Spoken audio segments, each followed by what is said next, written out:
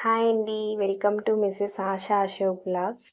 First time కనుక మా ఛానల్‌ని చూస్తున్నట్లయితే లైక్ చేయండి, సబ్స్క్రైబ్ చేసుకోండి. పక్కనే ఉన్న గంట సింబల్‌ని యాక్టివేట్ చేసుకోండి. అలా చేయడం వల్ల మేము చేసే అన్ని వీడియోస్ మీకు నోటిఫికేషన్ ద్వారా వస్తాయి.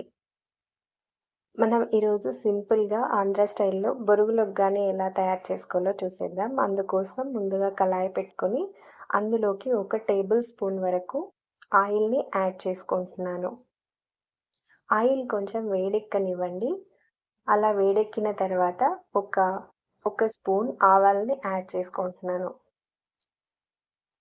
ఆవాలు బాగా చిటపటలాడనివ్వాలి. అలా చిటపటలాడిన తర్వాత అందులోకి 1 స్పూన్ జీలకర్రని, పచ్చిశనగపప్పును కూడా యాడ్ చేసుకుంటున్నాను. పచ్చిశనగపప్పు బాగా వేగాలండి. లేకపోతే టేస్ట్ చేంజ్ అయిపోతుంది. ఈ పచ్చిశనగపప్పు తినేటప్పుడు పంటి కింద తగులుతూ చాలా టేస్టీగా ఉంటుందండి. ఇందులోకి ఒక ఉల్లిపాయను కూడా యాడ్ చేసుకుంటున్నాను. అలాగే కరివేపాకు రెమ్మల్ని కూడా యాడ్ చేసుకోవాలి.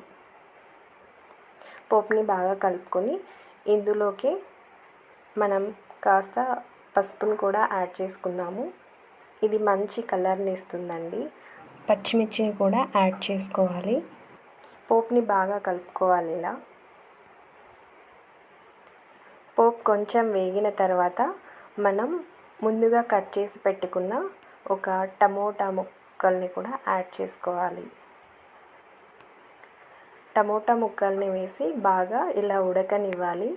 టమోటాలు కొంచెం ఉడికిన తర్వాత అందులోకి రుచికి సరిపడా సాల్ట్ని యాడ్ చేసుకుంటున్నాను.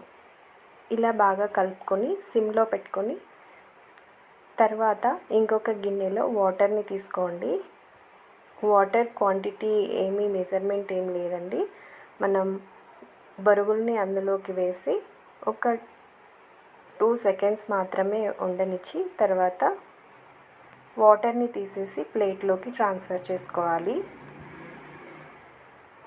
బొరుగులు చాలా ఎక్కువగా నానినా కూడా టేస్ట్ చేంజ్ అయిపోతుంది.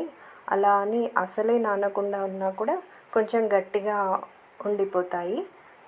ఇలా నానిన బొరుగులని మనం గట్టిగా వాటర్ని పిండేసి ఇలా ప్లేట్లోకి ట్రాన్స్ఫర్ చేసుకోవాలి. చూసారు కదా, ఇలా ట్రాన్స్ఫర్ చేసుకున్న తర్వాత మనం ఆల్రెడీ రెడీ చేసి పెట్టుకున్న పోపులోకి యాడ్ చేసి బాగా కలుపుకోవాలి. మొత్తం ఇలా బాగా కలుపుకోవాలి. ఇలా కలుపుకున్న దాంట్లోకి మనం టేస్ట్ చూసి ఏమైనా సాల్ట్ తక్కువ ఉంటే అడ్జస్ట్ చేసుకోవాలి. ఇందులోకి కట్ చేసుకున్న కొత్తిమీరని కూడా యాడ్ చేసుకోవాలి. నేనైతే మర్చిపోయాను, మీరైతే యాడ్ చేసుకోండి. ఇప్పుడు దీన్ని ఒక ప్లేట్లోకి కానీ సర్వింగ్ బౌల్లోకి కానీ ట్రాన్స్ఫర్ చేసుకుంటే సరిపోతుంది. చూసారు కదా, ఇలా ట్రాన్స్ఫర్ చేసుకోవాలి. అంతేనండి, ఎంతో సింపుల్గా ఆంధ్ర స్టైల్ బొరుగుల ఉగ్గాని రెడీ అయిపోయింది.